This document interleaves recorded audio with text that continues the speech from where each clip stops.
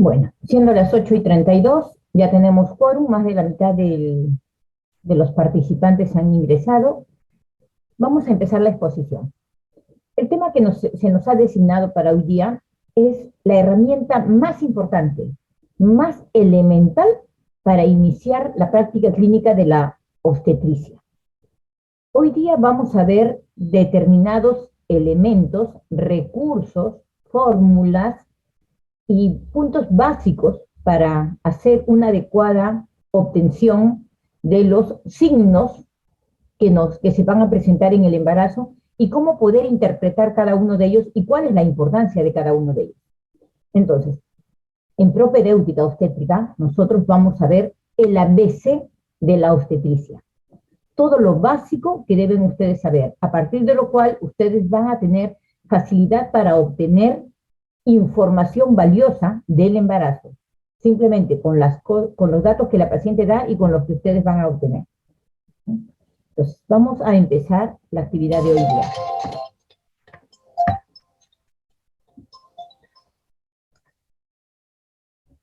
Disculpas. Vamos a empezar la actividad de hoy día. Dentro de los puntos que vamos a tratar hoy día, básicamente principalmente tenemos estos puntos para examinar. Vamos a ver primero lo que son las definiciones de la parte obstétrica, de la propedéutica principalmente, de la propedéutica obstétrica. Vamos a ver luego antecedentes ginecobstétricos, cómo vamos a obtener las principales fórmulas obstétricas, datos, fórmulas, cómo vamos a saber preguntar una fecha de última regla y hacer los cálculos tanto de edad gestacional como de fecha probable de parto y sobre todo el gesta y para. Vamos a ver luego el examen abdominal obstétrico, todo lo que debemos evaluar nosotros a nivel del útero, a nivel de la madre y a nivel del feto. Y vamos a ver finalmente el examen vaginal obstétrico, qué datos son los que debemos obtener. Empecemos por la parte de las definiciones. En cuanto a las definiciones, ¿qué cosa es propedéutica? Es básicamente la enseñanza preparatoria, básica, elemental, para el estudio de cualquier ciencia o disciplina. En este caso, propedéutica obstétrica nos va a dar todos los recursos básicos para poder evaluar el aspecto obstétrico de una gestante. La propedéutica clínica, aquí se asocia además todo lo que es semiotecnia, semiología, y esto es básicamente la obtención y el análisis de todos los síntomas, lo que la paciente nos dice, cómo interpretarlos, y todos los signos, es decir, todo aquello objetivo que nosotros evaluamos, ¿no? Lo cual lo vamos a armar en un síndrome que nos va a orientar hacia una presunción diagnóstica. La semiología, como base de los conocimientos, consiste en identificar todas las manifestaciones, ojo, no solo patológicos. En obstetricia vamos a hablar de la parte normal, fisiológica, y también de la parte patológica, ¿no? Todo lo que la paciente nos describe es la percepción subjetiva. Si le duele la cabeza, nosotros no lo podemos ver, pero ella nos lo va a referir. En cambio, los signos son las manifestaciones objetivas. Por ejemplo, nosotros podemos observar en la paciente un rictus de dolor. Eso es un signo. ¿Y cómo buscar y obtener estas manifestaciones? A eso se refiere la semiotecnia, en donde juntamos signos, síntomas y vamos creando un síndrome que nos va a orientar hacia una presunción diagnóstica y poder razonarla y ordenarla en prioridades, ¿no?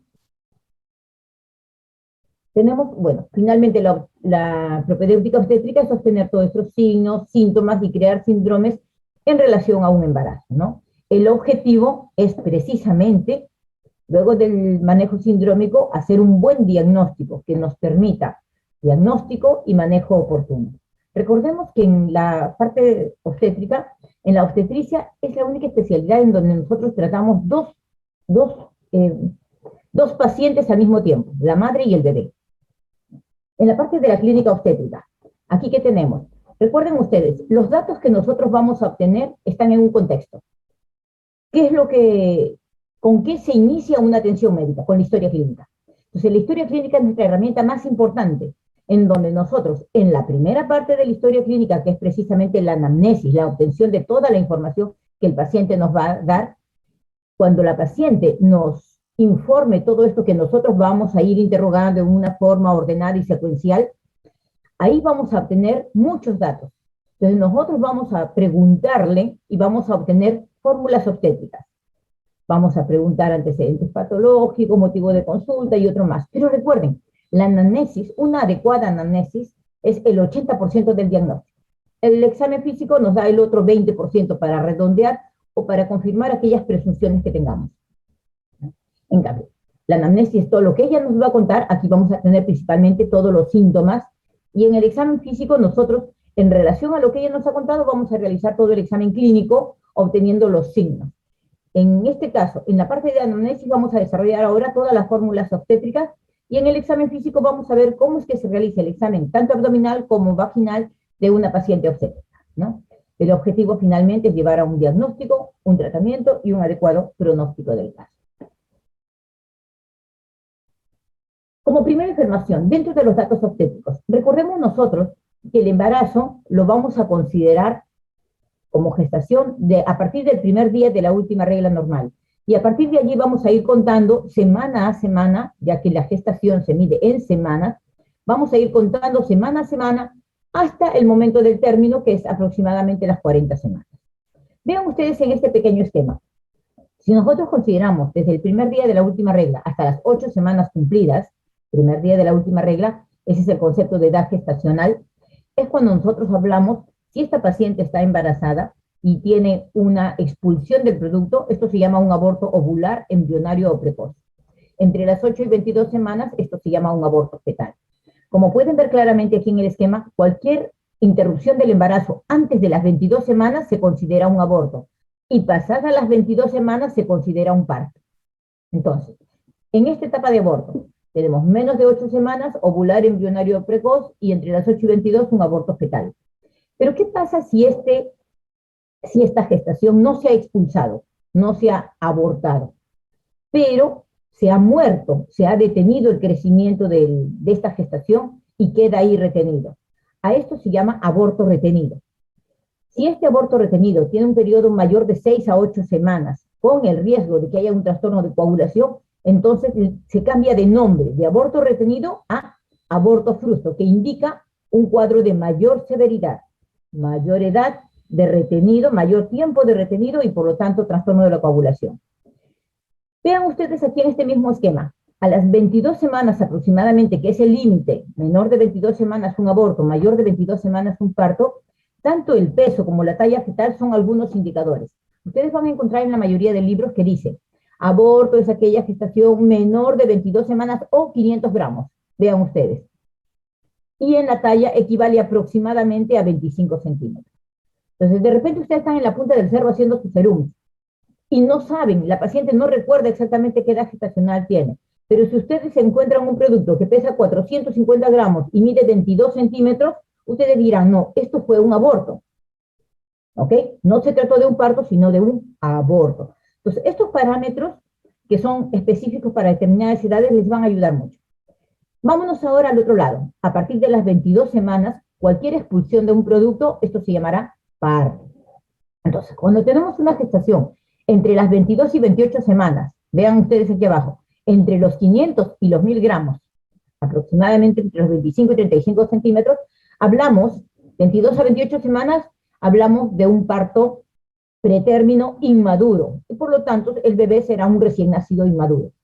Entre las 28 semanas y 37 semanas, que equivale entre los 1000 gramos y los 2500 gramos, entre los 35 y los 45 centímetros aproximadamente, hablaremos de un recién nacido prematuro.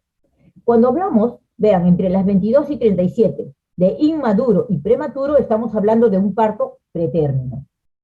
Pretérmino, inmaduro en este caso, que habla de una prematuridad mayor, de un riesgo de mortalidad mucho mayor. Vean lo importante que es este corte de las 28 semanas o de 1000 gramos.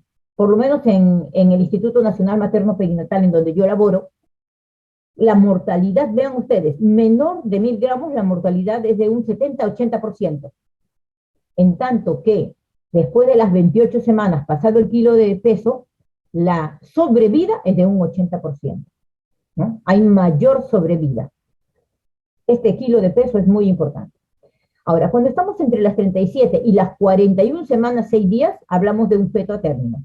Y si llegamos a las 42 semanas o más, hablamos de un parto post-término o prolongado, ¿no? Y el recién nacido será un recién nacido, ojo, este será un recién nacido de post-término porque llegó a las 42 semanas o más. Pero lo más importante, más que el dato de postdatismo, post-término o prolongado o embarazo prolongado, aquí lo que nos interesa una vez que nace el bebé es el examen pediátrico. Y el pediatra nos dirá si este recién nacido es un postmaduro o es un bebé a término, de madurez normal. Y este dato es importante porque como el dato de parto post-término se basa en relación a una información dada por la paciente de la fecha de última regla, solamente de todos los embarazos de post-término, es decir, que cumplieron 42 semanas o más, solo 10% realmente tienen recién nacidos postmaduros, ¿no? Lo demás se debe a veces a errores de la regla. Y como información final, aquí en el embarazo de término, el bebé suele tener entre 3 y 3.500 gramos y alrededor de los 50 centímetros, ¿no? Entonces, vean, ¿esto por qué les sirve? Cuando ustedes estén en la punta del cerro haciendo sus serums, si de repente les llega un recién nacido y está pesando 1.800 y mide 38 centímetros, ustedes simplemente conociendo estos parámetros pueden decir que se trata de un recién nacido prematuro. Además pueden hacer el examen de Asher, examen de Capurro, otras evaluaciones que les van a dar mayor información. Pero desde el punto de vista obstétrico, vean ustedes, se manejan en un panorama en donde ustedes pueden aproximadamente por el peso y la talla saber a qué edad aproximadamente tendrá este recién nacido. Continuamos. Ahora, hay una serie de definiciones que quiero remarcar acá. Datos importantes en relación a la edad gestacional. Les dije, si tenemos una gestación menor de 22 semanas y se expulsa el producto, esto es un aborto. Entre las 22 semanas y las 27 semanas, 6 días, se trata de un parto pretérmino inmaduro. Entre las 28 semanas y las 36 semanas, 6 días, es un prematuro. Si tiene 37 a 41 semanas, 6 días, es a término, y con 42 semanas cumplidas o más es post-término. Estos son los términos que se emplean para el recién nacido o para el producto de la gestación en relación a la edad gestacional. Cuando hablamos de edad materna, segundo punto, hablamos de edad materna. La edad ideal para una mujer para embarazarse es entre los 20 y los 35 años. Edad ideal. Si tiene, si tiene 35 años o más, hablamos de gestante añosa o edad materna avanzada. Y si es mayor de 40 años, hablamos de una gestante muy añosa. Cuando esta paciente tiene menos de 20 años, que es lo ideal, entre 15 y 19, hablamos de adolescente, gestante joven, ¿no? O embarazo en adolescente. Pero si tiene menos de 15 años, hablamos de una paciente adolescente muy joven. ¿Okay? Vean, son términos que vamos a utilizar. ¿Y por qué los utilizamos? Porque cada uno de ellos implica un riesgo. Si la paciente tiene 30 años, yo no le pongo ningún diagnóstico, porque es una gestante en una etapa reproductiva ideal. Pero si tiene 15 años, yo diré que este paciente es una gestante adolescente, con un riesgo, es más, adolescente muy joven. El problema de las adolescentes muy jóvenes es que a veces no han desarrollado totalmente la pelvis y tienen mayor incidencia de cesáreas por incompatibilidad cefalopélvica principalmente, ¿no? Igual, una gestante mayor de 35 años, añosa, tiene mayor riesgo de tener defectos cromosómicos, ¿no? Otras definiciones, según el peso del recién nacido, ¿no? El peso fetal calculado antes de que nazca y que se corrobora con el peso al nacer. Entonces, el peso ideal les mencioné que es entre 3 y 3,5, pero por encima de 2,500 yo tengo un bebé normal de 37 semanas, ¿no? Entonces, vean, aquí hay algunos términos que salen del rango. Cuando yo tengo un recién nacido por debajo de 2.500, yo tengo un recién nacido de bajo peso. Cuando tengo un recién nacido de menos de 1.500, hablo de muy bajo peso. Y si es menos de 1.000, recuerdan que les dije que entre 500 y 1.000 la mortalidad es de 80%, si tengo menos de 1.000 gramos, entonces se habla de un recién nacido de bajo peso extremo. Ojo, cualquier bebé menor de 2.500 gramos puede ser un bebé a una edad gestacional adecuada, normal. Si este bebé tiene 28 semanas y nace con 1.000 gramos, es normal. Entonces se trata de un bebé de pretérmino. Pero ojo, yo puedo tener bebés de 37, 38, 40 semanas y que nacen con 2.300. Estaré entonces ya no en la parte normal de un peso adecuado a esta prematuridad, sino hablaré de un retardo de crecimiento intraútero. Por lo tanto, ¿qué quiero decirles con esto? Que cualquier recién nacido menor de 2.500 trae un riesgo y ya es patológico. Y es por eso que se ponen estos nombres. Si es un bebé normal, será un prematuro, normal, con peso adecuado y todo, pero ojo, menos de 2.500. Y si es un bebé de término con este peso, hablaré de un pequeño para edad gestacional o de un RCIU, que es el pequeño patológico. Vean. Y recuerden ustedes, según la teoría de Barker, todos los recién nacidos con menos de 2.500 tienen mayor riesgo de desarrollar en el futuro enfermedades metabólicas como la diabetes y la hipertensión, ¿no? Ahora, cuando nos vamos al peso del otro lado, les dije que de 3 a 3,5 es normal, pero por encima de 2.500 puede ser adecuado a su edad. Pero cuando tenemos un fetito de término que tiene 3.700 o más, miren, ya le ponemos un nombre diferente, le hablamos feto grande. Ojo que todavía puede ser compatible, todavía está en observación. Pero si yo tengo un bebé de 4 kilos o más, se habla de macrosomía fetal. Ojo, estos pesos dependen también del lugar en donde uno está. Para nosotros, para el MINSA, un feto de 4 kilos o más es una macrosomía fetal. Pero en países nórdicos, europeos, donde la gente tiene mayor talla y mayor peso, consideran 4.500. Pero para nosotros, macrosomía es 4 kilos. Y en todo feto grande y macrosómico tenemos que descartar que no haya un problema de diabetes gestacional. ¿Ya? Ok, luego vamos al otro. Según la relación peso, edad, peso y talla, ¿no? Entonces, aquí ya no solo estamos correlacionando el peso absoluto, sino estamos correlacionando el peso en relación a la edad gestacional. Entonces, si tenemos que está entre el percentil 10 y 90, hablamos de un peso adecuado. Si hablamos de un recién nacido con un peso menor del percentil 10, hablamos de un pequeño para edad gestacional. Y si es mayor del percentil 90 o una desviación estándar, hablamos de grande para edad gestacional, ¿no? Este pequeño para edad gestacional puede ser un pequeño normal, por ejemplo, papá chato, mamá chata, bebé chato. Todo pequeño porque tiene las características genéticas para ser pequeño, ¿no? Pero ojo, en estos pequeños nosotros debemos descartar siempre que no se trate de un retardo de crecimiento intraútero.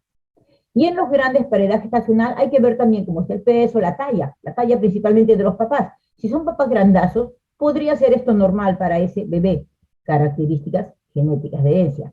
Pero si tenemos un papá y una mamá bajitos, muy peruanos de aquí, y con una talla muy grande, ojo, hay que pensar en descartar diabetes.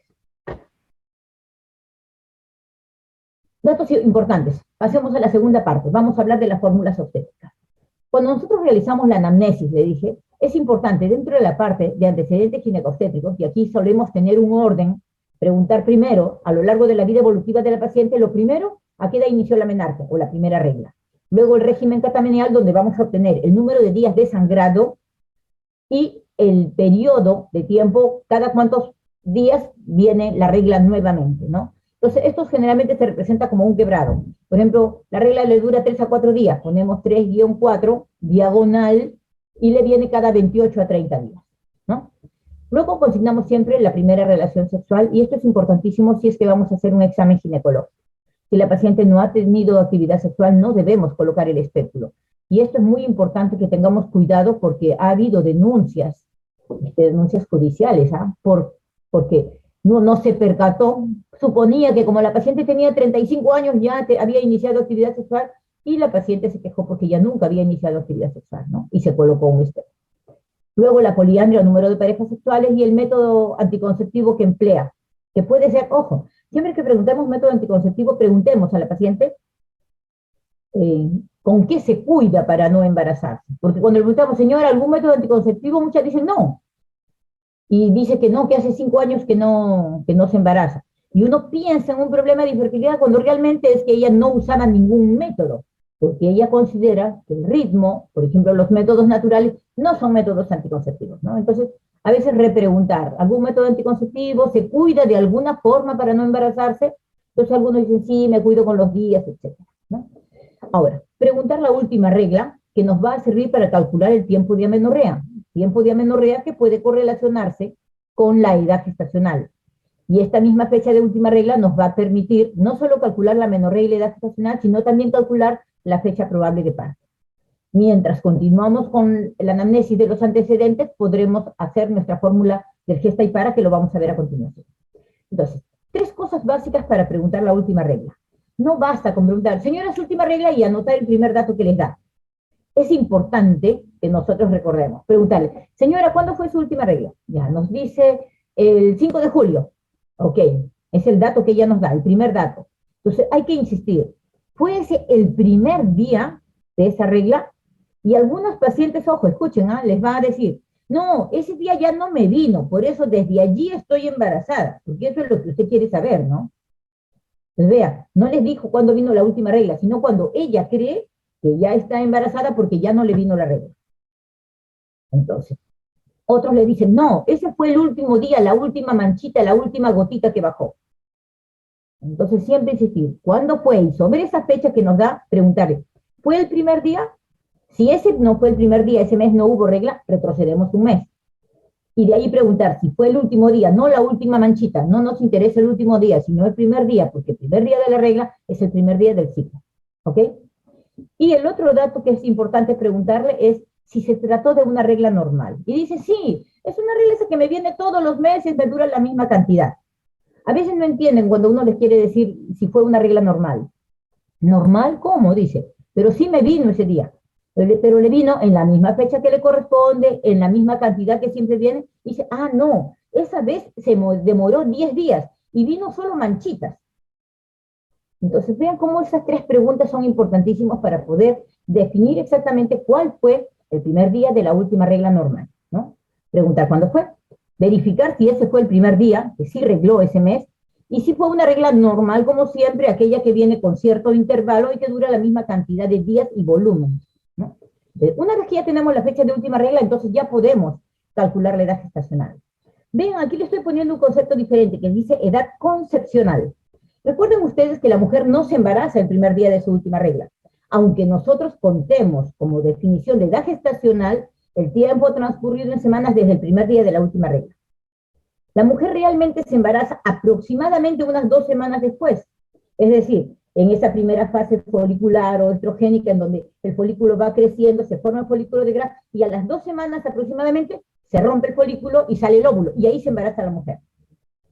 Ese tiempo transcurrido desde el día de la ovulación, desde el día de la fecundación, a eso se llama edad gestacional.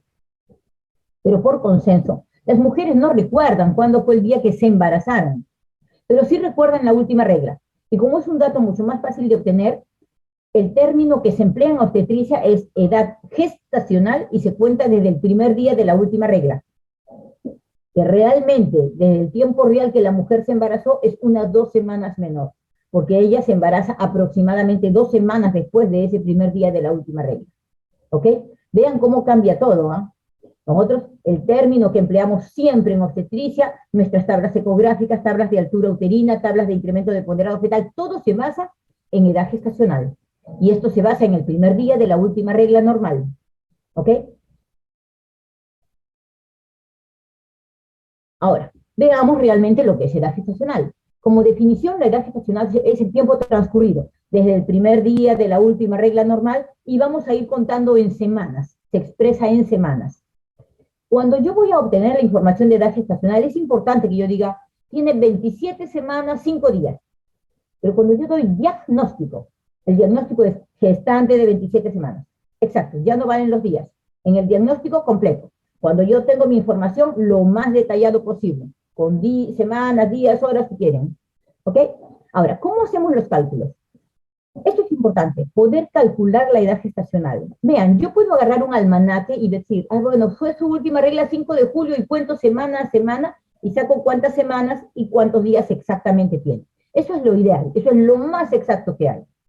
Pero como a veces no tenemos un almanaque a mano, aunque ahora todo el mundo en el celular sí lo carga, hay fórmulas que mentalmente nos ayudan rápidamente a hacer el cálculo, ¿no? Entonces, ¿cómo calculamos la edad gestacional con una aproximación adecuada? Vean, calculamos que la edad gestacional es igual al número de meses por 4. ¿Por qué por 4? Porque cada mes tiene 4 semanas. Y luego le vamos a sumar una semana por cada 3 meses. Esta es la fórmula más exacta que tenemos. Y tiene un delta de error que no va más allá de 2 días. De 0 a 2 días de error. Por eso es una fórmula rápida para calcular y de gran aproximación. Entonces, recordemos que cada mes tiene 4 semanas. Por eso es que se multiplican los meses por 4, ya que mi dato lo voy a dar en semanas. Y como a un mes de 30 días le sobran 2 días, a un mes de 31 le sobran 3 y a otro mes le sobran 2, ahí tengo yo los 7 días restantes, ¿no? Ya que los meses tienen 30 a 31 días. Entonces, si la mujer tiene un mes embarazada y está segura que tiene un mes embarazada, porque la inseminaron, digamos, ¿no? o fue la única actividad sexual que tuvo, entonces en un mes ella tendrá 4 semanas, disculpen, y 2 o 3 días. Pero si ella tiene 2 meses de embarazo, por cada mes tiene 4 semanas, serán 8 semanas. Pero a un mes le sobran 2 días y al otro mes le sobran 3 días. Por lo tanto, esta señora tendrá 8 semanas con 5 días, ¿no? 2 días de un mes, 3 días del otro. Pero si tiene 3 meses, tendrá 3 por 4, 12 meses, 12 semanas. Pero como dicen que por cada 3 meses le sumo una semana, será 3 por 4, 12 más una, 13 semanas, ¿no? Y esas 13 semanas salen de los 2 más 3 más 2 días. En el peor de los casos, de que los meses hayan sido 31, 30 y 31, será hasta un día más, pero es 13 semanas. En 4 meses será 4 por 4, 16 semanas, más una, por estos 3 meses van 17. Y como a este mes le sobran 2 o 3 días, será 17 con 2 o 3 días. En 5 meses tendrá 5 por 4, 20, 21 semanas, aquí le sobran 2 y 3, será 21 semanas con 5 días. En 8 meses tendrá 8 por 4, 32. Aquí le sumo una, 33, aquí le sumo un 34, será 34 con 5 días. Entonces vean cómo muy fácilmente con los dedos, en el instante, sin buscar un almanaque, ni el celular, ni nada, ustedes pueden calcular la edad gestacional con una aproximación de más o menos 2 días, ¿no? Esta es una fórmula práctica y la más exacta de todas. Si alguien cuenta una forma más exacta que esta, me la pasa. Ahora, tenemos también ayudas tecnológicas, como por ejemplo este gestograma, que viene así como un cuadrado que se cuelga en la pared de los consultorios de obstetricia, en donde uno puede hacer el cálculo aquí, en vez de utilizar los dedos, o en vez de utilizar un almanaque, puede hacer un cálculo con mucha aproximación. Y también lo tenemos en unas rueditas pequeñas, los gestogramas pequeños, de bolsillo. ¿Y cómo nos ayuda esta herramienta? Vean ustedes. Aquí dice fecha en que comenzó la última regla, es decir, primer día de la última regla normal. Y uno busca la fecha. En este caso sale 30 de marzo. ¿Ya? Viene una paciente que dice que su última regla es 30 de marzo, entonces vean que la rueda amarilla, verde y la blanca se giran. Entonces, hacemos coincidir, la paciente dijo que su última regla fue 30 de marzo, hacemos coincidir en esta flechita, donde dice fecha de la última regla, el 30 de marzo. Y entonces vamos a ver, ¿qué día estamos hoy día? Hoy día estamos 5 de octubre. Entonces vean, el 5 de octubre, según esta tabla, aquí empezamos 30 de marzo, una semana, 2, 3, 4, 5, y hoy día 5 de octubre esta paciente tiene 26 semanas. Entonces vean, es una forma más rápida de calcular. Y si les dicen, ¿y cuándo van a hacer este bebé cuya última regla fue el 30 de marzo? Entonces van a buscar aquí cuándo cumple 40 semanas. Y aproximadamente será entre el 7 y el 10 de enero. Entonces vean, con esto calculamos la fecha de última regla, vemos qué día estamos. Si dicen, no, pero el 10 de julio, ¿qué edad gestacional tenía? Entonces vamos acá, 30 de marzo, buscamos 10 de julio, aquí está, 10. El 10 de julio tenía 14 semanas con 2 o 3 días. Dice, no, pero ella vino a su consulta el 20 de agosto. 20 de agosto, vamos a ver, el 20 de agosto, seguimos buscando acá, 20 de agosto. Aquí está, 20 de agosto. El 20 de agosto tenía 19 semanas, 5 días, casi 20 semanas. Entonces vean, con este círculo es mucho más fácil calcularlo, si es que lo tienen a mano, ¿ok? Eso se llama gestograma. Ahora, ¿qué pasa si la paciente no recuerda la última regla? Le dice, no, yo no me acuerdo cuándo fue, además como soy irregular ni me percato. Entonces nosotros tenemos que tratar de indagar a ver cómo obtenemos la información del tiempo de embarazo de la paciente, ¿no? Esto es importante. Entonces, una forma de preguntar es, ¿recuerda usted en qué momento, en qué época le aparecieron las primeras náuseas, el asco en la mañana? Porque esto se presenta a partir de las 6 semanas. Entonces se le dice, sí, yo me acuerdo que para fiestas patrias empecé con las náuseas. Ustedes sacan a 28 de julio, tenía aproximadamente 6 semanas, y con eso sacan cuándo pudo haber sido su fecha de última regla y qué edad gestacional tendría ahora. Ese es un recurso. El otro es cuando percibe los movimientos fetales. Preguntarle, señora, ¿recuerda usted cuándo sintió que empezó a moverse su bebé? Sí, dice, estábamos en Navidad y se empezó a mover el bebé. Entonces usted dice, 25 de diciembre, tendría aproximadamente, vean ustedes, la primeriza percibe los primeros movimientos alrededor de las 20 semanas, ¿no? Aprende a reconocer que ese es su bebé que se está moviendo. En cambio, la multípara, que ya tiene varios hijos, se dice que a partir de las 16 semanas ella podría ya reconocer o identificar los movimientos del bebé. ¿Ok? Entonces ya a partir de aquí nosotros podríamos calcular más o menos qué tiempo de embarazo tiene esta paciente. Mejor aún, si la paciente, como suelen pasar con muchas, que no van al control prenatal, pero van todos los meses a la ecografía, dice, no, yo cuando ya se me atrasó la regla me hice mi ecografía y la ecografía que tiene es de tal fecha y dice tal cosa, ¿no? Entonces, una ecografía de primer trimestre tiene un error de más o menos 7 días. Y mientras más precoz su error es menor. Por decirles, primer trimestre son 13 semanas, pero si ella se hizo la eco a las 5, donde había solamente un saquito de 1 centímetro, cuando ella se hizo esa ecografía de las 5, el error es de más o menos 3 días nada más. Pero en todo el primer trimestre, una semana. En el segundo trimestre, una semana y media o 10 días. Y en una eco de tercer trimestre, porque algunas se hacen la eco cuando ya van a dar a luz, nunca tuvieron una eco, nunca están seguras de su última regla. En el tercer trimestre, el error es de más o menos 14 días o 2 semanas, ¿no? Entonces, vean que son alternativas o estrategias para tratar de obtener la edad gestacional de esta paciente. Ahora, también puedo calcular la edad gestacional por altura uterina. Aquí tenemos una regla de McDonald que dice que la edad gestacional es igual a la altura uterina por 8 séptimos. Por ejemplo, si yo tengo una altura uterina de 28 centímetros por 8 séptimos, me sale a 32 semanas. Entonces ya saben que a las 32 semanas la altura uterina es aproximadamente 28 centímetros, ¿no? Entonces, esto es una estrategia, sobre todo la paciente, digamos que llega con contracciones, llega en el trabajo de parto, y ustedes no saben qué edad gestacional tiene. ¿Será un bebé prematuro que necesitará incubadora o es de un bebé de término que no tiene mayor problema en ser manejado? Entonces, tienen esta fórmula para calcular la edad gestacional en base a la altura uterina. Existen, aquí le estoy pasando esto, es simplemente para conocimiento, existen otras reglas, la regla de los cuartos de Bartolomeus, que dice que tenemos 3 reparos. 1, el apéndice sifoides arriba, 2, el ombligo, y 3, la sínfisis del pubis.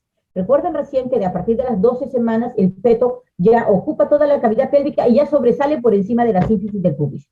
Entonces, lo divide todo en cuartos y va calculando. Al borde de la sínfisis del pubis, 12 semanas, si está en el punto medio será 16, si está en el primer cuarto 14, si llega al ombligo 20 semanas, si llega al sifoides 36 a 40 semanas. Entonces vean, está calculando la edad gestacional más o menos cada cuarto, ¿no? Existe otra que dice la de los traveses de dedos, ¿no? El ombligo dice que es 20 semanas y va subiendo por cada, hacia abajo, va bajando cada 2 centímetros, cada 2 traveses de dedos, va bajando 2 semanas y hacia arriba va subiendo 4. Y hay otras proyecciones de tablas donde le dicen, mire, aproximadamente así o así. Ahí tienen ustedes alternativas varias. Ahora, vamos a calcular la fecha probable de parto. Ojo, ¿cómo calculamos la fecha probable de parto? Sabemos que un embarazo dura en promedio 40 semanas, a partir del primer día de la última regla normal. Si yo hablase de edad concepcional, que es 2 semanas menos, el parto se produciría a las 38 semanas, no a las 40. 38 semanas por edad concepcional, pero como todos hablamos en edad concepcional, tiempo transcurrido en semanas del primer día de la última regla, son 40 semanas, ¿ok? Vean, aquí hay algunas fórmulas. Una de las fórmulas podría sumar día a día, todos los días que van transcurriendo, tantos días ya. Estamos 20 de agosto, entonces a agosto le quedan 11 días. Sumo 11 de agosto, 30 de septiembre, 30 días de octubre, 30 días, 5 días de octubre y voy calculando. Entonces, y esos días los transformo, los divido entre 7 para obtener las semanas, ¿no? Eso sería lo más exacto. Si la paciente tiene 2 meses de embarazo es muy fácil, pero si la paciente tiene 8 meses, súmense todos los días de todos los meses, ¿no? Entonces existen otras reglas. La regla de Wahl, la regla de Pinar, unos tratan desde el primer día de la última, otros desde el último día, le suman 9 meses porque hasta el portero sabe que el embarazo dura 9 meses y le sumaban 10 días. Ojo, en la práctica ustedes van a ver, la mayoría lo que hace es, le suma un número de días y le resta 3 meses. No se olviden que si le han restado 3 meses es porque le han sumado un año de 12 meses. Son 12 meses menos 3 meses, finalmente al embarazo siempre le van a sumar 9 meses, que es lo que dura el embarazo. Pregunta de examen siempre, hacen la fórmula y le restan los 3 meses y se olvidan de cambiarle de año. Y resulta que la mujer da a luz 3 meses antes de haberse embarazado. Bueno, aquí tienen varias fórmulas. Las que les remarco en amarillo son las más exactas. Sumando todos los días, dividiéndolo entre 7 y sacamos las semanas. O la regla de Nagel. ¿Qué dice Nagel? Nagel dice que se calcula a partir del primer día de la última regla normal, le sumamos 9 meses, o que es lo mismo, sumarle un año y restarle 3 meses, y le sumamos 7 días. El rango de error de esta fórmula es de 0 a 2 días. Al igual que la fórmula que les di para edad gestacional, estas son las fórmulas más exactas que hay en la actualidad, ¿no? Tanto que en el CLAP, antes del 2000 se decía, calcule la fecha probable de parto por final. Ahora dice, no, desde el 2000 dice, calcule la fecha probable de parto según regla de Nagel, ¿no? ¿Por qué? Porque es a la actualidad la fórmula más aproximada que hay. Entonces, si ustedes encuentran una más exacta que esta, pásenla y la enseñaremos en los próximos años, ¿ok? Entonces, esta es la fórmula con la que van a trabajar, con un margen de error de 0 a 2 días, o si quieren pueden sumar todos los días transcurridos, dividirlos entre 7 y el margen de error es 0, para edad gestacional, ¿ok? Continuamos. Luego tenemos los cálculos del ponderado fetal, cómo calculamos el peso, y esto es importante para saber si es que el peso es adecuado a la edad gestacional, o estoy teniendo un retardo de crecimiento intraútero. Entonces, existen múltiples fórmulas. De repente la fórmula más clásica y académica que hay es la regla de Johnson, que dice que en base a la altura uterina, una altura uterina menos una constante K por 155 equivale al peso, donde esta constante K es, recuerden ustedes que la barriga va creciendo, y hay muchas curiosas que dicen, no, la barriga le estaba creciendo, pero ahora ya le bajó. ¿Por qué le bajó? Porque antes la cabeza estaba fuera de la sínfisis del pubis, y cuando ya encaja, la cabeza ingresa, da la impresión de que la barriga ha bajado. No es que no es que se haya encogido el bebé, lo que pasa es que como la cabeza ya entró dentro de la pelvis, aparentemente la barriga es menor, es más pequeña. Entonces, cuando la cabeza está encajada, le resto el número más pequeño. Recuerden, cuando la cabeza está encajada, la barriga se baja, le resto el número más pequeño. En cambio, cuando la barriga es más grande, porque la cabeza está flotante, no ha entrado a la pelvis, le restaré el número mayor, ¿no? Entonces, esta es la fórmula clásica y académica que tienen que recordar. Y sirve para las evaluaciones periparto, ¿no? Cuando tienen una paciente de tercer trimestre que está próxima al parto. Pero tenemos otras fórmulas. La fórmula más facilita para todos, es altura uterina por 100. 32 de altura, 3,200. 34 de altura, 3,400. Y es una fórmula que va muy bien cuando la barriga es ovalada. Es alta y es poco ancha. O sea, en una barriga ovalada esta fórmula va muy bien. Pero cuando tenemos una barriga muy ancha, entonces ya no funciona la fórmula. ¿Por qué? Yo puedo tener 32 de altura y en una barriga ovalada esto equivale a 32, a 3,200. Pero yo tengo 32 de altura y una barriga muy ancha y puede pesar hasta 4 kilos. Entonces, para las barrigas anchas hay una mejor fórmula, que es la altura uterina por la circunferencia abdominal. Es por eso que siempre les recomiendo que no utilicen esas cintitas de 50 centímetros, de 60 centímetros, sino que compren su cinta métrica de Azol, que mide 1,5 metros.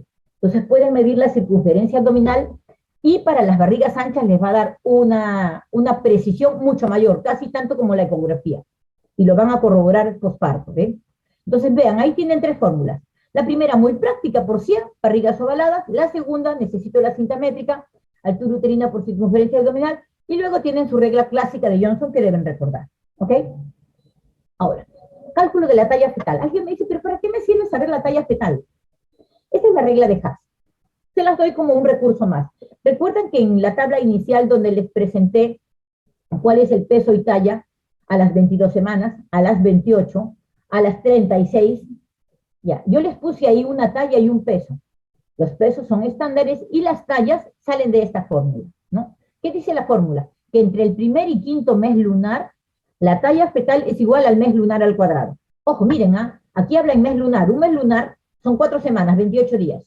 Pero nosotros trabajamos con meses solares, que son 4 semanas más 2 o 3 días. Son meses de 30 a 31 días, ¿ok? Aquí un embarazo, como tiene 40 semanas, equivale a 10 meses lunares. Cada mes lunar son 4 semanas. La fórmula dice que del primer al quinto mes lunar es igual al mes lunar al cuadrado. Y a partir del quinto al 10º mes lunar es mes lunar por 5. Entonces vean, esta es la talla aproximadamente que debería tener. A las 22 semanas les pusimos, entre las 20 y 22 debe estar alrededor de 25 centímetros. A las 28 semanas, recuerdan, la talla era de 35 centímetros, ¿no? A las 36 semanas la talla es de 45 centímetros. Y en un feto de término es de 50. ¿No? Esa es fórmula para que la analicen. Les va a servir cuando estén en la punta del cerro. Simplemente con la talla ustedes pueden calcular aproximadamente la edad gestacional. Ya. Otro dato, gesta y para. Vamos a ver la fórmula de gesta y para. Entonces, eh, gestación se refiere a los embarazos de la paciente o que tenga un beta positivo, no importa en dónde está el embarazo. Aquí se van a contar todas las gestaciones que hay, que pueden terminar en aborto, en mola, en embarazo ectópico, o que pueden terminar en un parto inmaduro, prematuro, o en una gestación a término o en un postérmino. No interesa, ¿no? Entonces, si una paciente nunca ha tenido un parto, puede ser una gesta 5 embarazos y ha tenido 4 abortos. Es una paciente gesta 5, pero es nuligesta aquella que nunca se ha embarazado. Primigesta aquella que se embaraza por primera vez. Multigesta aquella que ya tiene varios embarazos. Y se habla de gran multigesta cuando tiene más de 6 o más gestaciones, ¿no? Esto es el parto. Para el parto, recuerden que parto era la expulsión de cualquier producto mayor de 500 gramos o 22 semanas. Porque si es menor de 500 o menor de 22, eso es un aborto, eso no es parto, aborto, ¿no? Ahora, el parto no interesa si el bebé sale vivo o muerto. No interesa si es parto vaginal o cesárea. Es parto. Nulípara, aquella que nunca ha tenido parto, puede haber sido una gesta 5 y haber tenido 4 abortos, ¿no? Tengo una multigesta, pero nulípara, porque nunca tuvo un parto, una gestación mayor de 500 gramos. La primípara, aquella que ya tuvo un primer parto, multípara si ha tenido varios, y gran multípara si ha tenido 5 partos. ¿Y por qué ponerle el nombre de gran multípara? Porque una gran multípara tiene riesgo, ya que el útero se ha estirado y contraído tantas veces, tiene riesgo de hacer hemorragia postparto, atonía uterina. Ahora, veamos la fórmula del gesta y para. Y esto nos va a demorar un poquitín. Vean ustedes. Eh, tenemos aquí, este es el gesta y este es el para. El para tiene 4 datos. Empezamos siempre preguntando del último porque es más fácil para la paciente que ella pueda recordar, ¿no? Entonces, tenemos, lo primero que se le pregunta es cuántos hijos vivos tiene, que va aquí. Luego se le pregunta si ha tenido abortos o pérdidas o si ha tenido embarazo ectópico o mola, van en este rubro. Aquí en el C se le pregunta si ha tenido bebés prematuros. A veces ella no sabe si fueron prematuros y se le pregunta algún bebé que se haya adelantado de la fecha. Si se adelantó 2 días, es normal. Si se adelantó 2 semanas, tiene 38. Pero le dice, no, se me adelantó un mes y medio, entonces hablamos de un bebé prematuro. Luego preguntamos acá si ha tenido bebés de término, ¿no? O podemos preguntar cuántos han fallecido. ¿Por qué? Porque si yo sumo el total de partos que ha tenido, partos a término y partos pretérmino, digamos que ha tenido 5, y ahora sé que hay vivos 3, quiere decir que de los 5 que han tenido, si le quedan 3, 2 han fallecido. ¿Ven? Puedo sacar ese dato sencillamente. Partos a término, partos pretérmino y abortos. Estos 3 suman el total de gestaciones previas que ha tenido. Todas las veces que ella se embarazó, o terminaron en aborto menos de 22 semanas, o terminaron en prematuros entre 22 y 36 días, o terminaron a términos de 37 a más. Y para obtener ese dato se le pregunta si es que está embarazada o no. Si ella está embarazada, entonces esta paciente será aquí tendrá una gestación más, ¿no? Ahora, vamos a pasar al examen abdominal obstétrico. En el examen abdominal obstétrico nosotros vamos a ver, vean, 2 características del útero, la altura uterina y la dinámica, es decir, la presencia de contracciones. A nivel del feto, voy a ver en las maniobras de Leopold cuál es la situación, posición, presentación del feto, y voy a poder calcular el peso del bebé en relación a la altura uterina. Pero vean, esta es la información del bebé. Leopold, cuál es la situación, posición, presentación y su peso. Y como signos de vida importante, yo voy a percibir si hay latidos cardíacos fetales y si es que este feto se mueve. Entonces, en un examen abdominal obstétrico de todas las pacientes, yo voy a ver 6 características, ¿ok? 6 características. La altura uterina, ¿cómo es que se mide la altura uterina? El reparo es la sínfisis del pubis, pero no la mitad ni en la parte final, sino justo el borde superior de la sínfisis del pubis, y vamos a medir hasta donde llega el fondo uterino, ¿no? Esto lo voy a medir con una cinta métrica, borde superior de la sínfisis del pubis hasta el fondo uterino, ¿no?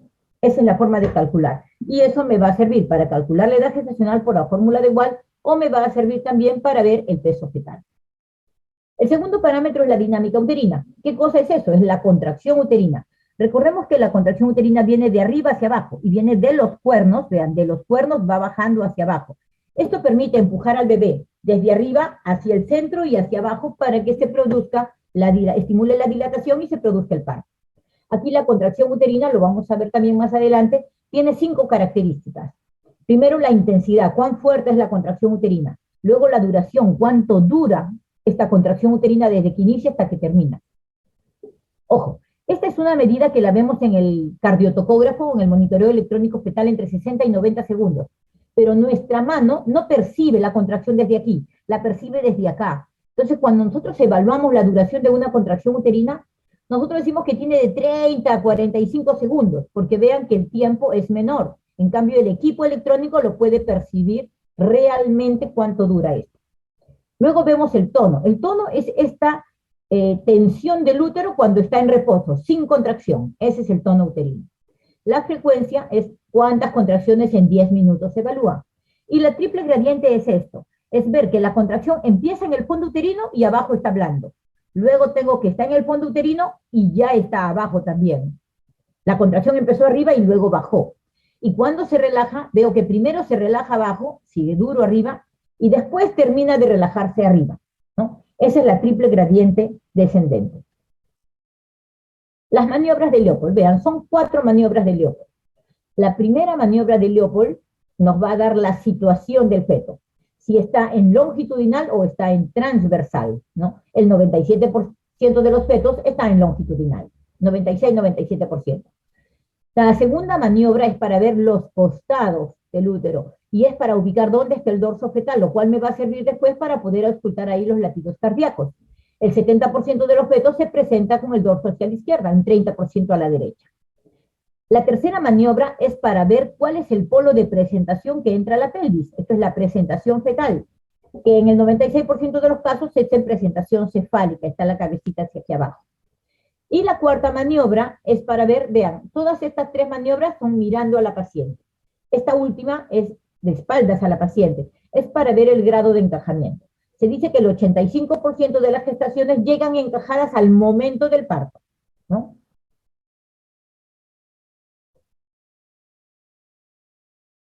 Aquí un poquito para ahondar sobre las maniobras de Leopold. La primera, la situación más común es longitudinal, pero puede ser transversal. Esta es la relación del eje del feto con el eje de la madre.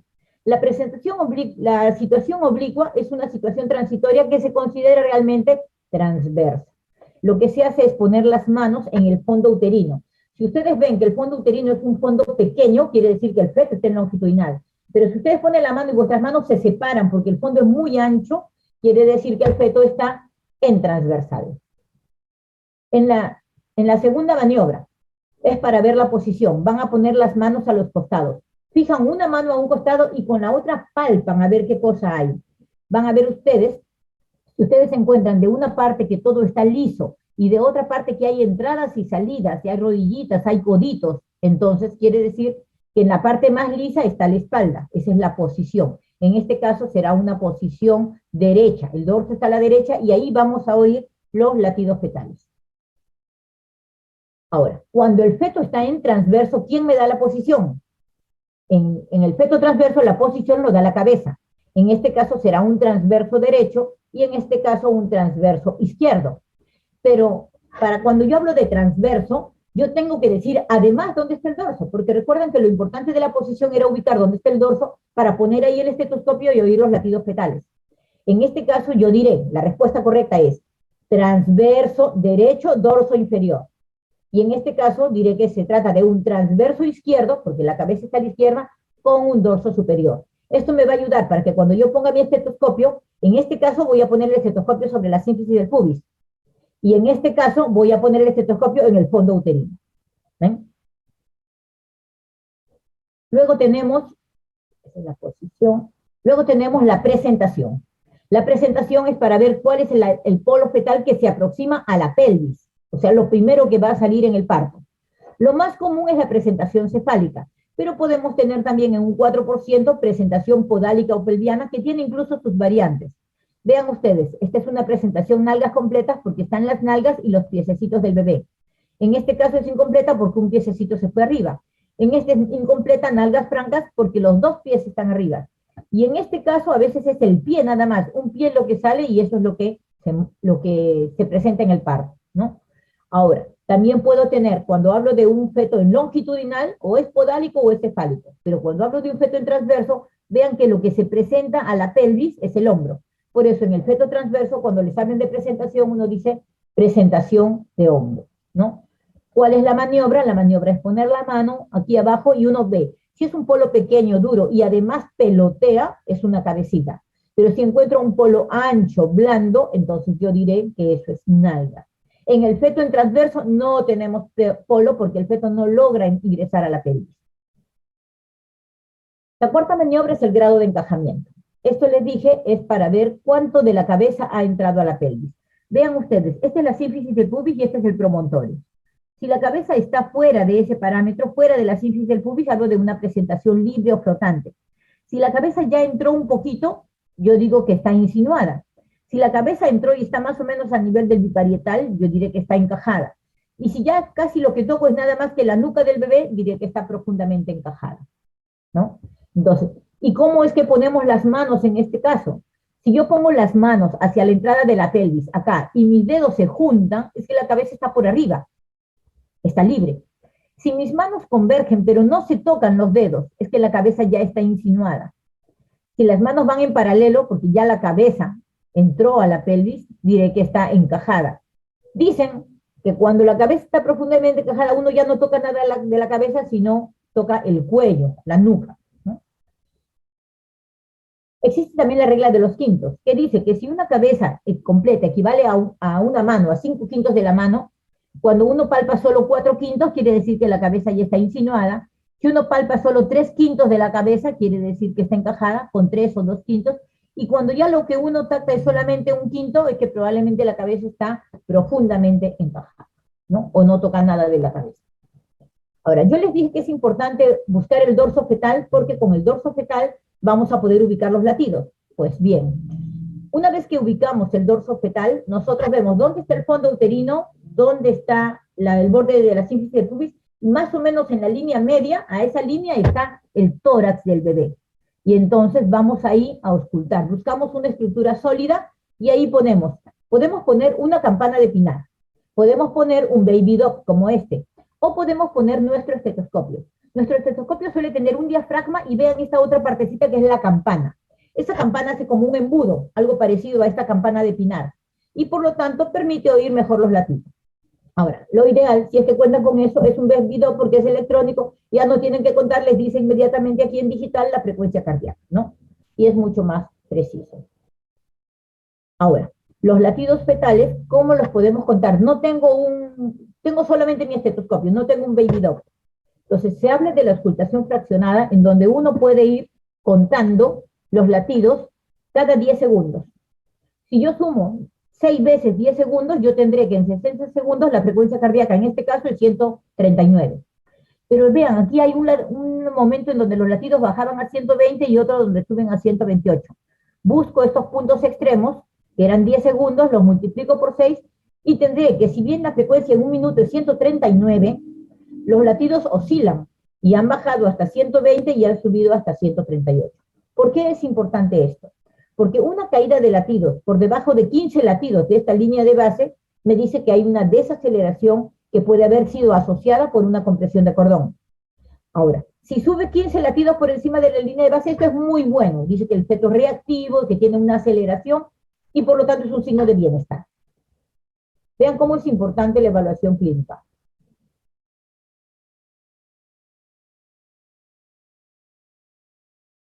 Aquí arriba vean el esquemita un momentito. Vean, cuando yo tengo un feto en podálico, les dije, ustedes dividen entre el fondo uterino y la sínfisis del pubis, y justo en la línea media, a esa altura van a oír los latidos. Si la cabeza está arriba, es justo por arriba de la línea media. Si la cabeza está abajo, es justo por debajo de la línea media. Y siempre sobre el dorso fetal. ¿Ven? ¿Ven dónde van a oír? Justo a nivel de la línea media, por arriba o por debajo. Ahora, el otro dato son los movimientos fetales. Vean aquí cómo este bebé está pateando y se ve la huellita. Entonces, para los movimientos fetales es importante que ustedes les digan a la paciente que oiga los movimientos fetales, sobre todo postprandial, después de desayuno, almuerzo y cena, que ella cuente cuántas veces se movió en esos 30 minutos en la mañana, en la tarde y en la noche. De esa forma ella va a conocer el ritmo de movimientos de su bebé. Hay bebés que se mueven muy poco y hay bebés que se mueven mucho. Cada bebé tiene su propio ritmo, ¿no? Pero ¿qué va a permitir esto? Que si ella nota que los movimientos disminuyen, vean, siempre se movía entre 10 y 17, y aquí se mueve 6, ojo, hay que estar alerta. Y en la noche se movió 2, inmediatamente debe ir al médico. Algo está pasando por el cual el bebé no se mueve bien, ¿no? Pueden ser cosas fisiológicas como un sueño profundo, pero podría ser algo patológico. Entonces es importante observarlo. Vamos a pasar ahora a la última parte, que es el examen vaginal obstétrico. Vean ustedes, hemos hecho nosotros en la clase de examen ginecológico, cómo evaluamos vulva, Bartolino, uretra, esquén, monte de Venus, labios mayores y menores, cómo evaluamos luego vagina, y lo evaluamos con el espéculo, vemos vagina y cuello, y cómo luego con el tacto vaginal evaluamos características del cuello, del útero, de los anexos y de los ovarios, ¿no? Entonces, es lo clásico que han ustedes visto en el tacto vaginal de la paciente ginecológica. Pues bien, en el primer trimestre de embarazo, el examen ginecológico, el examen del tacto vaginal es muy similar al examen ginecológico, ¿no? Entonces vamos a ver cómo está la vulva, la distribución del monte de Venus, labios mayores, menores, Bartolino, uretra y esquén. Vamos a visualizar la vagina y el cuello con el espéculo, pero también en el tacto vaginal vamos a ver el cuello. Características del embarazo que cambian en vagina y cuello. El signo de Chadwick, una coloración violácea. Característica importante del cuello del útero de la mujer embarazada por las hormonas del embarazo, un cuello blando. Tóquense la punta de la nariz, esa es la característica de un cuello no gestante, así. Pero cuando está por debajo de esa intensidad, está más blando, hablamos de un embarazo. Vamos a ver el útero también, que la posición más común es un útero anteverso en forma de pera. En este caso, esa pera se va a poner redondita, como una naranja, y va a ir creciendo. Entonces voy a tener un útero globuloso y que va a ir aumentando, ya no va a medir 7, 8, sino 9, 10, 11, 12 centímetros. Y los anexos, generalmente los anexos no son palpables, pero en una gestante de primer trimestre yo puedo tener un quiste lúteo, que es un quiste rezago del folículo de Graf que rompió y ovuló. Entonces, ese quiste lúteo puede estar en el primer trimestre y puedo tocar que uno de los dos ovarios está un poquito más aumentado de tamaño, ¿ok? Pero básicamente el tacto es muy similar al examen ginecológico, con las características que veo. Signo de Chadwick en vagina, cuello reblandecido y un útero globuloso aumentado de tamaño, y que podría encontrar, además, un quiste de cuerpo lúteo. Pero en el trabajo de parto, ahí sí vamos a ver. Cuando la paciente está dilatando en el trabajo de parto, vamos a ver características como incorporación, dilatación, variedad de posición de la cabeza fetal, altura de presentación de la cabeza en relación a la pelvis materna, las membranas, si estas están rotas, el líquido amniótico y la pelvis. Vean, 7 características. La paciente, para hacerle un tacto vaginal, debe estar en posición de litotomía y, recuerden, la clásica mano en pistola para poder hacer el tacto vaginal, ¿no? Ese es el saludo del ginecólogo. ¿Cómo están? Buenos días.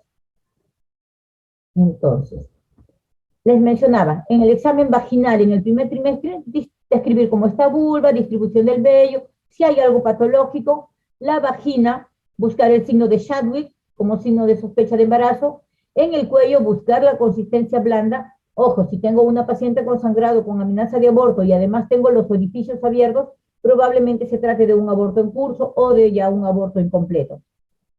Y si está en trabajo de parto, de repente está expulsando tapón mucoso. ¿No? A nivel de cuello de útero, vamos a ver que de piriforme pasa a globular y que la consistencia del útero, esa fibromuscular dura, ahora está más blanda y el tamaño que aumenta en todas sus dimensiones. En los anexos normalmente no se palpan, pero podría encontrar aumentados de tamaño un anexo asociado a un quiste lúteo, ¿no? Pero como les digo, muy similar. En el trabajo de parto, vean ustedes, voy a ver 4 grupos de características. Las primeras son las del cuello, la incorporación o acortamiento o borramiento del cuello. La dilatación, que es una vez que el cuello se adelgazó, como empieza a abrirse, a dilatarse. Voy a ver luego las características del polo fetal, en qué posición está entrando, ¿no? Si entre derecho o izquierdo y en qué variedad de posición, y cuál es la altura de presentación en relación a los parámetros de la pelvis. De las características de anexos voy a ver cómo están las membranas, si están íntegras o rotas, y si están rotas, describiré cómo es el líquido amniótico, claro, amarillo, meconial. Y de las características maternas, la pelvis ósea. Vean, son 7 parámetros que vamos a evaluar en el tacto vaginal. La incorporación se refiere al borramiento o acortamiento del cuello. Vean, este es un cuello largo que mide 3 a 4 centímetros desde el orificio cervical externo al interno, y luego se va acortando, acortando hasta que termina desapareciendo. Y una vez que desaparece, empieza la dilatación, empieza a abrirse el cuello del útero, ¿no? En la primeriza, generalmente adelgaza todo el cuello y recién dilata. En cambio, la multípara puede tener todavía un cuello grueso y ya empezó a dilatar.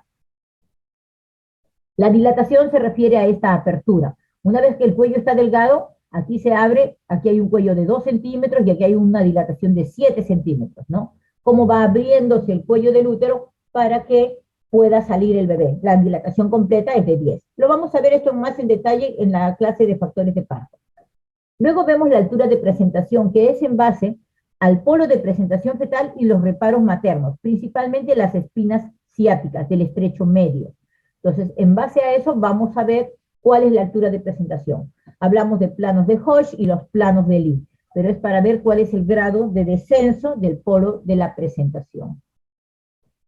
Vean, aquí hay una equivalencia entre lo que es la cuarta maniobra de Leopold, donde hablábamos de libre, insinuado, encajado y profundamente encajado, la técnica de los quintos, que les dije, 5 quintos de cabeza palpable, 4, 3, 2, 1 y 0, que ya habla de profundamente encajado.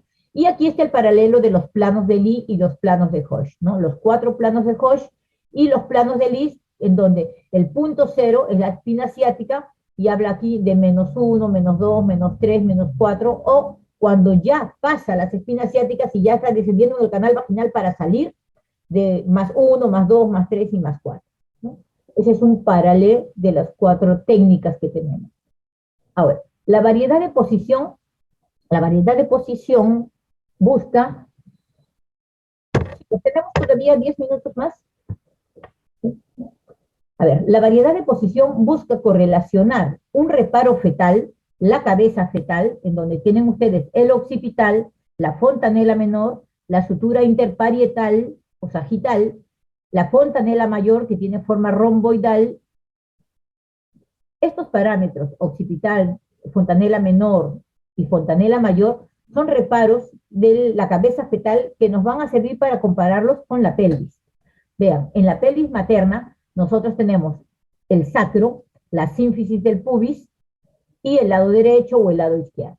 Entonces, aquí vamos a comparar los reparos de la cabeza fetal. En este caso, lo más común les dije, la presentación cefálica, también podrían ser las nalgas, y las posiciones de la pelvis, que pueden ser derecha, izquierda, anterior o púbica, posterior o sacro, ¿no?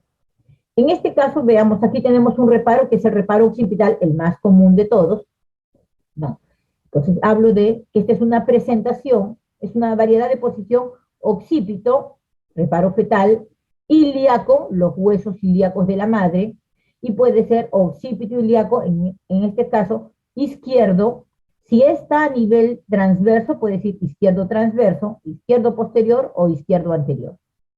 En este caso será un occipito, el occipito del bebé, ilíaco, el hueso de la madre, y en este caso está a la derecha de la madre. Este es un occipito ilíaca derecho anterior, este es un occipito ilíaca derecho transverso, y este será un occipito ilíaca derecha posterior, ¿no? Entonces vean, el reparo es el occipital del bebé y el reparo de la madre es el ilíaco.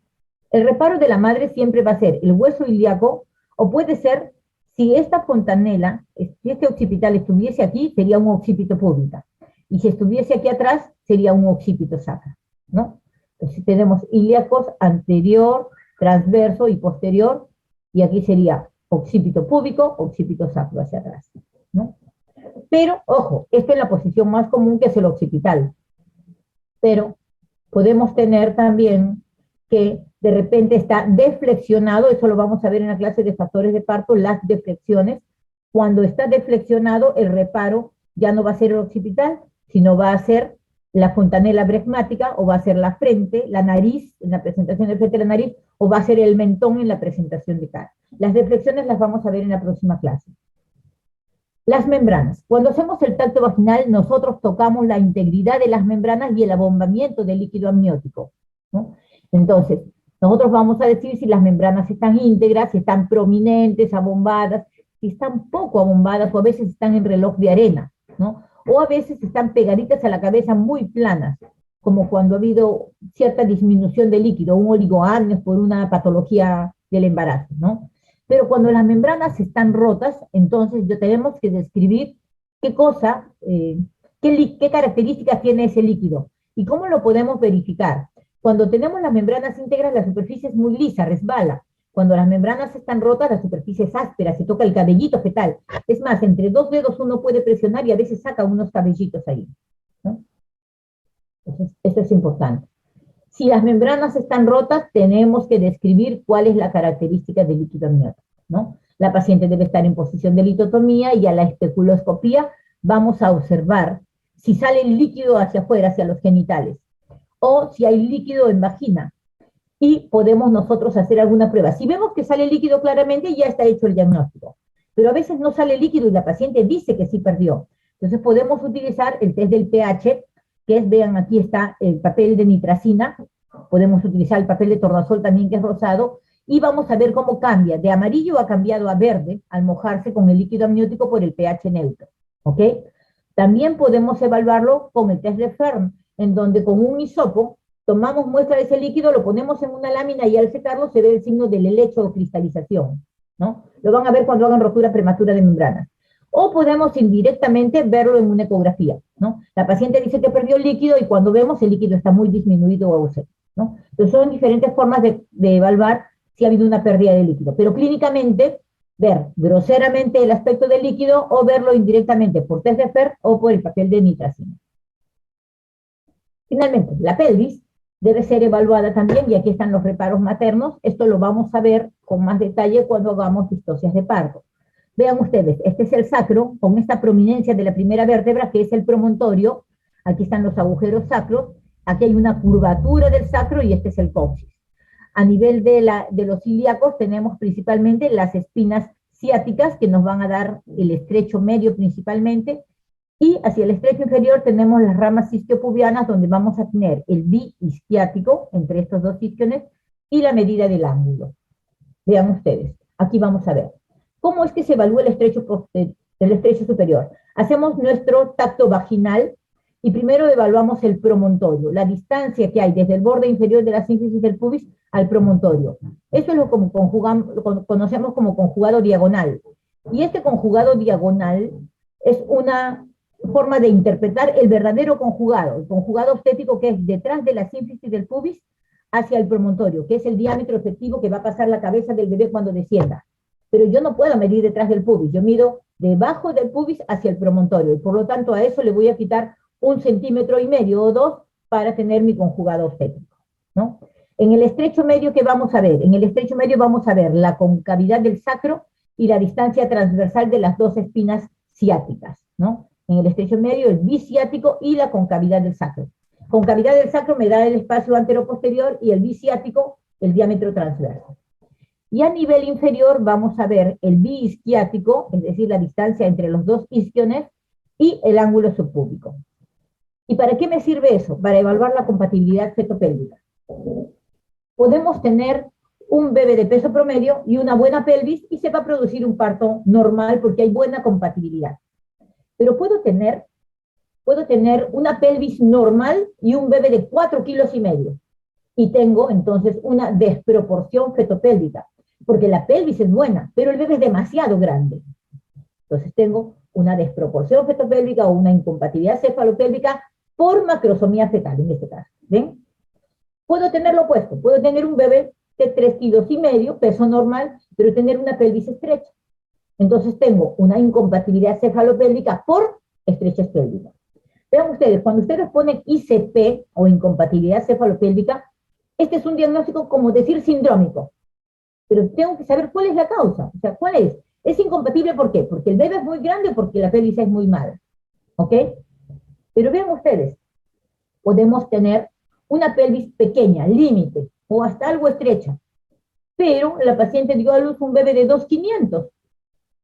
Y a pesar de que la pelvis era mala, el bebé era chiquito y por lo tanto fue compatible. Entonces, una cosa es decir el peso del bebé, otra cosa es decir, evaluar la pelvis en frío, por separado. Pero la compatibilidad consiste en la relación entre ambos. Buena pelvis con bebé muy grande es incompatible. Bebé normal, pero pelvis muy estrecha, es incompatible. Pero puedo tener una pelvis estrecha con bebé chiquito y sale normal, ¿no? Puedo tener un bebé de 5,200 con una pelvis grandota y a pesar de ser un bebé macrosómico de 5,2 kilos, da a luz parto vaginal. Era compatible para el tamaño de la pelvis, ¿no? Entonces, como les dije, una cosa es calcular el peso, otra cosa es la pelvis, pero la correlación de ambos se llama compatibilidad. ¿Okay? Y aquí, solamente ya para terminar, 2 diapositivas de YAPA. 2.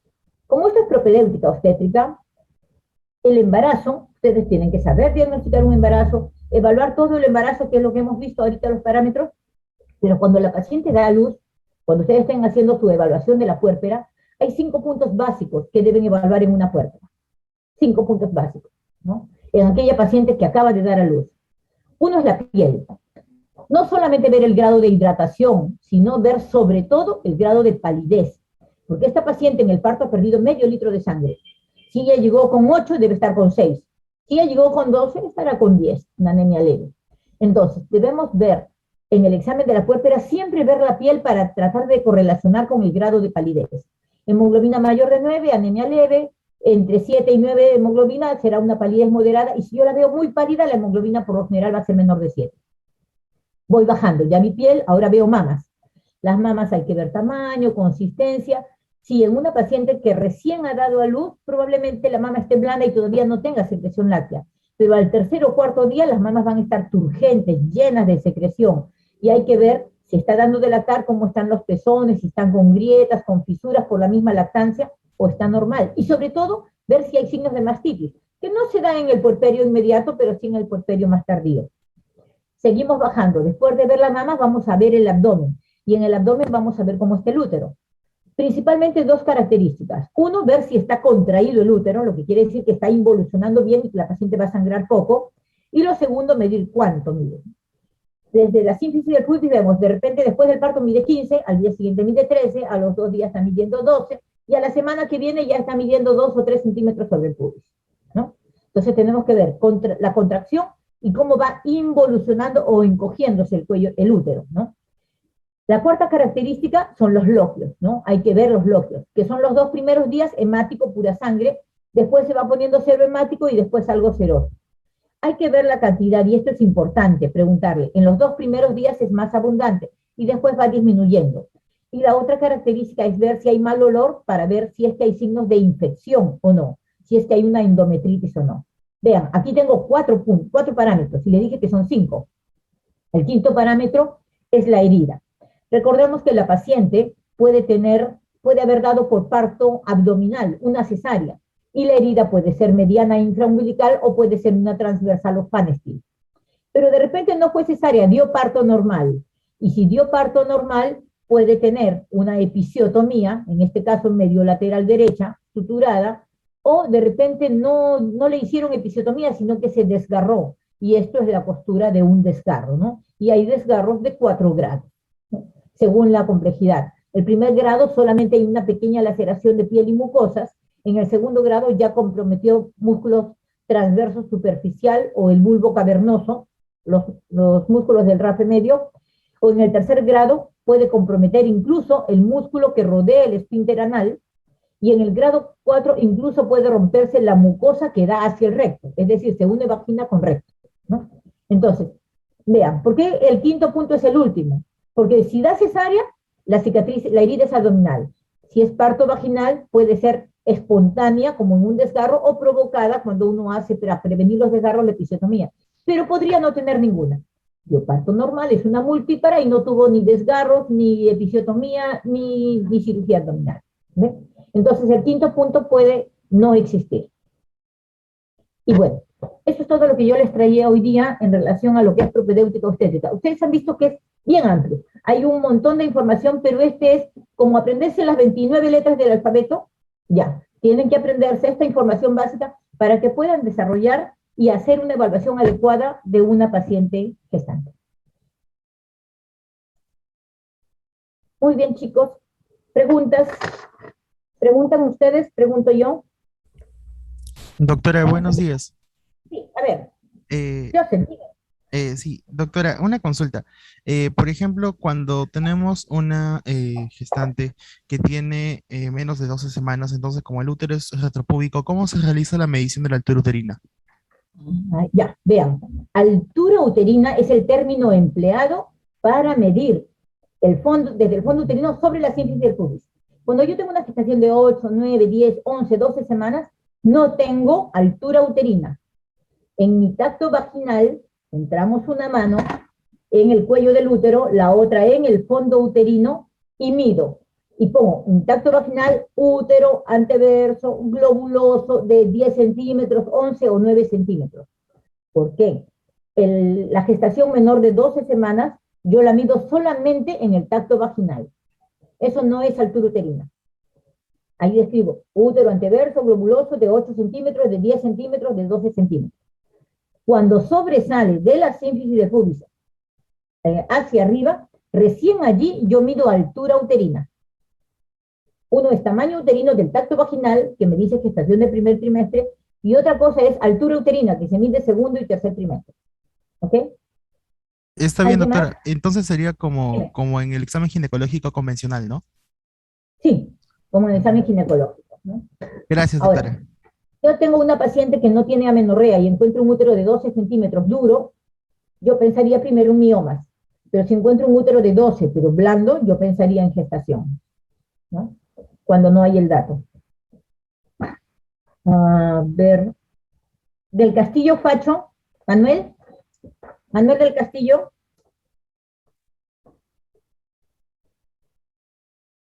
Manuel del Castillo,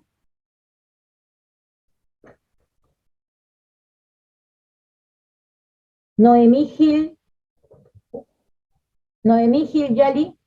Doctora, buenos días. A ver, Noemí, ¿cuánto dura una gestación de término? ¿Qué edad gestacional encuentras tú en una gestación de término?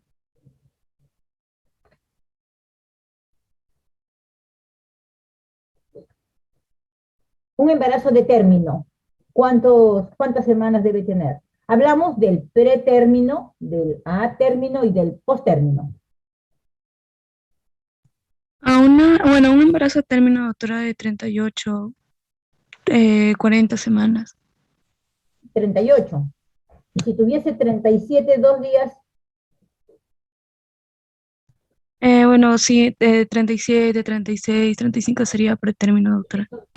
y si tuviese 37, 2 días, es pretérmino.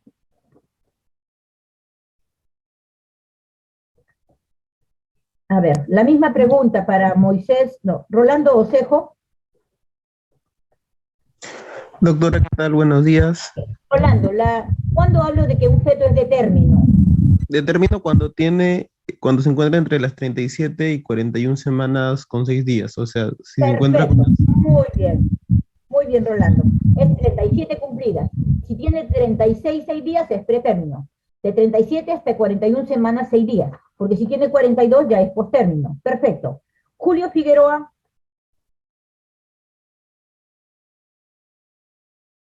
Julio Figueroa. Amparo Mesa. Sí, doctora. A ver, Amparo, dime. ¿Y cuándo diría yo que una gestación que se acaba de expulsar es un aborto?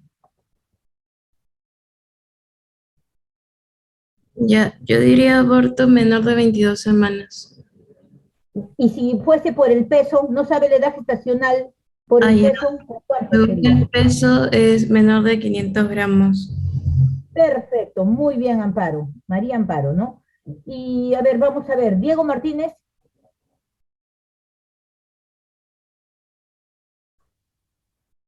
Diego Martínez. Jessica Contreras. Presente, doctora. Ya, muy bien, Jessica. A ver, dime. Y si yo tengo a ver, Tengo una paciente cuya altura uterina es de 32 centímetros. ¿Tú pensarías que se trata de una gestación pretérmino o a término? Si es 32 centímetros, Ujú. Cuando yo les hablé de altura uterina, les dije que recuerden una altura uterina a partir de la cual las gestaciones suelen ser de término. ¿Te acuerdas? A ver, ¿qué dice Luis Valdión? En una gestación que tiene altura uterina de más de 30 ya, es lo que les dije. De más de 30, ¿qué pensarían? ¿Luis Valdión está o no?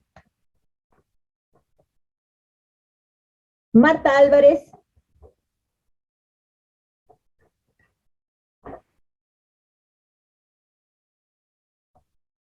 Marta Álvarez. Doctora, disculpe, me llamo, pero mi micrófono está mal. Soy Julio Figueroa. Julio Figueroa, ¿dónde está Figueroa?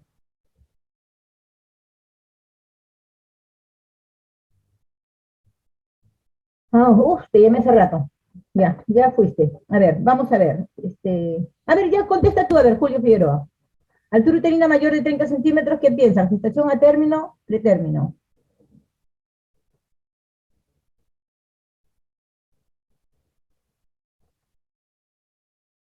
¿Me escucha? ¿Hola? ¿Me Te escucha? oigo. Sí. Figueroa, ¿tu respuesta? Pretérmino, doctora, pretérmino. ¿Me escucha ahora Ya. sí? A ver, sí te oímos ya. Una gestación con una altura uterina mayor de 30 centímetros, más aún si encuentran al tacto una cabeza dura, piensen siempre en una gestación de término. ¿Por qué les pongo 30 centímetros? Porque a veces encuentran alturas uterinas de 22, 24, 26 centímetros, piensen siempre en prematuros. Ojo, no siempre es, pero piensen más en prematuros, ¿ya? Juan Jaque Bríos.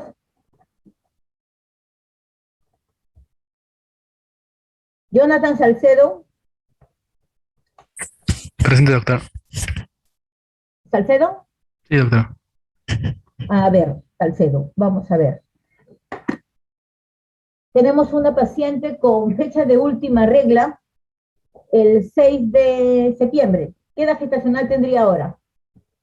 No, 6 de agosto, disculpa. 6 de agosto.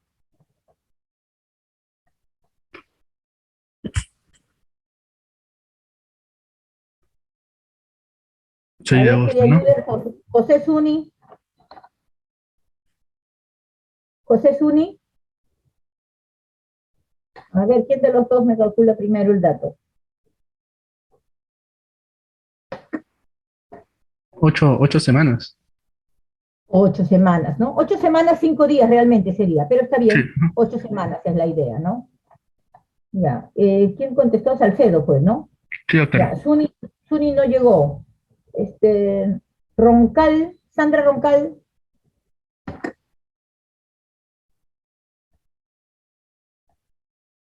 Tampoco está Sandra Roncal. Valiente, Yulisa Valiente. Yo, doctora, presente. A ver, muy bien, Yulisa, dime. Cuando una paciente ha tenido 4 gestaciones y ningún parto, ¿qué término emplearías para describirla?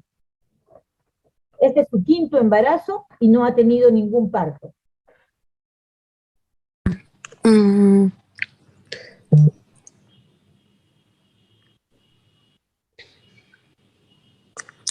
G4, ¿tengo que decirlo de esa forma, doctora? Está bien, descríbelo, está bien, de cualquier Y forma, está bien. G4P0040. Ajá, gestación 4. Ya, no, este es su 5º embarazo, te dije. Ah, es su Y ha tenido quinto. 4 partos. Sí. G5, entonces, doctora. Ya, ¿y qué quiere decir G5? En vez de G5, ¿qué podrías decir? 5 gestaciones. Ya, pero ¿qué podrías decir en vez de gesta 5? Mm, Multigesta. ok, Gesta multigesta. multigesta, ¿qué más? ¿Cuántos partos ha tenido? 0. 0. Entonces, una multigesta nulípara. O sea, Ujú. cuando ponemos el diagnóstico, está bien, es una gesta 5 para 0 a términos, 0 pretérminos, 4 abortos, 0 hijos vivos. Está bien tu fórmula obstétrica. Gesta 5 para 0040. Pero el diagnóstico sería multigesta nulípara. ¿Ok? Eso Ok, es doctora. importante. Gracias. Muy bien. Ese Catherine Farro.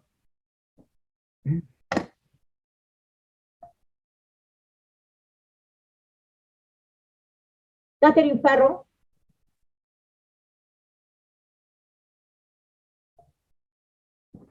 María Molina. María Eugenia Molina. Milagros Segersbull Santillana. Sí, doctora.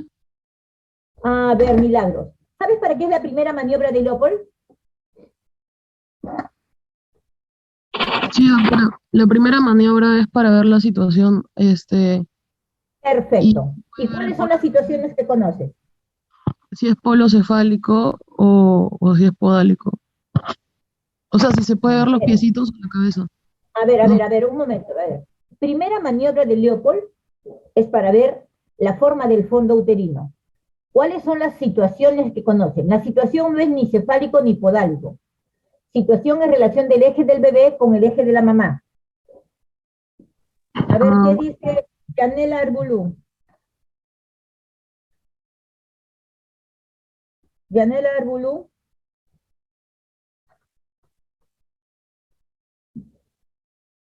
¿Qué dice Grecia Peña? Doctora, disculpe una pregunta. Sí, ¿quién habla? A ver, espera. Doctora, quería preguntarle a partir de cuántas gestaciones es multigesta. Una es ninguna. Nosotros dijimos primigesta, la que se embaraza por primera vez. Si ya va por el segundo, es una multigesta. Segundo, tercero, cuarto, ya es multigesta. Gracias, Generalmente le doctora. ponemos nombre y decimos primigesta, segundigesta, tercigesta, cuatrigesta, y ya le damos multigestas, ¿no? Pero Doctora, es primigesta y multigesta. A ver, estaba preguntando, ¿quién preguntó hace un momento?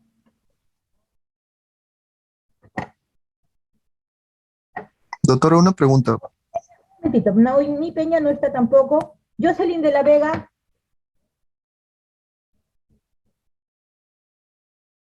Sí, doctora. Doctora, sí estoy, Peña Flores, pero no, o sea, no llegué a escuchar su pregunta. Ya. Posición, ¿cuáles son las situaciones fetales que conoces? Primera maniobra de Leopold, situación. Sí, la longitudinal y transversa. ¿Qué situaciones puede tener el feto? Longitudinal y transversa. Primera puede ser longitudinal, transversal. Muy bien. Ya. Jocelyn de la Vega. Jocelyn de la Vega. ¿Y cómo Doctora. la presentación? Sí. Doctora, disculpen, lo que pasa es que algunos tenemos clase ahorita de Ya. obstetricia. Sí, yo sé que terminan. Yo sé que terminan ahorita. ¿Jocelyn de la Vega está? Sí, doctora. Ya. Ok. Listo, chicos. Terminamos entonces. Ya pueden incorporarse a su